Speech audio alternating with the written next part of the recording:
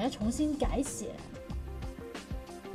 Being a Hong Kong citizen is very lucky and advantageous in terms of working in mainland China and first-tier city like Beijing and Shanghai.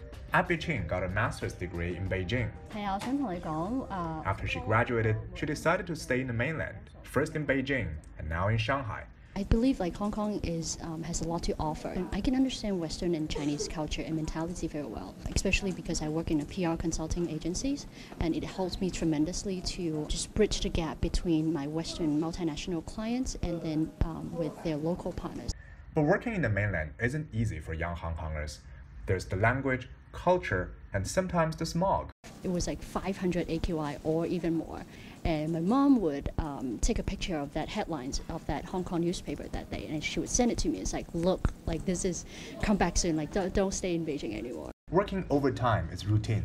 Abbie orders dinner with the Chinese app, takes a short break downstairs, and eats her meal as she begins another assignment.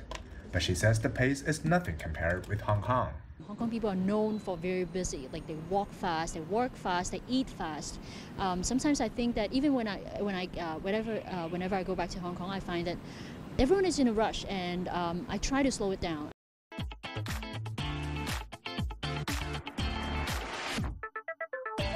Unlike Abbie, Alan Wang has spent most of the time in Hong Kong. Like 2/3 of the young people in the city, Alan does not want to work in the mainland. Compared with the mainland China, Hong Kong have relatively fresh air. We heard so many news from the security problem of the fruits. And another factor is that the transparency of government department, how they can treat us fairly, how our rights can be protected. Each day after work, Alan goes straight to university to earn a second degree in computer science. Everyone to relax after work, but Hong Kong is a very competitive city.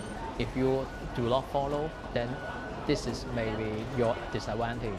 Next station, Yau Ma Tei.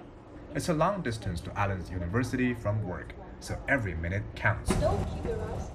Just like Abbie described, this typical Hong Konger works fast, walks fast, and even eats fast. I leave the office at 6 and I fast finish my dinner at the school canteen and attend the class at the 7 p.m.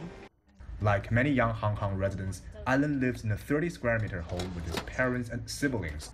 Hong Kong has been ranked as having the world's least affordable housing for 7 consecutive years. I feel very frustrated because the housing price keep growing, but my salary remains very stable. Abbie has to work hard too, but she also has time to relax. Her apartment is just 10 minutes away from her office by foot. I love it. It's very quiet, it's very spacious. Abbie and Alan agree that the economic growth in the mainland has created many new opportunities for young people in Hong Kong, but they both believe it is important to graduate from a mainland university if you really want to start a career there. It's difficult to really find a channel to find a job or to settle down in the mainland. How we're going to provide certain policies to help them to achieve that. In fact, now they have a lot of opportunities. They need to overcome their psychological barrier among some young people who are a bit fearful of going into the mainland of China. People see uncertainties, but I think I can see from another perspective it's unlimited possibilities. And at the same time, a lot of things are not fixed. So it's up to the people who come here to how to make something out of this. Two smart, young, hardworking Hong Kongers facing different struggles in one diverse country. Han Peng, CGTN, Shanghai and Hong Kong.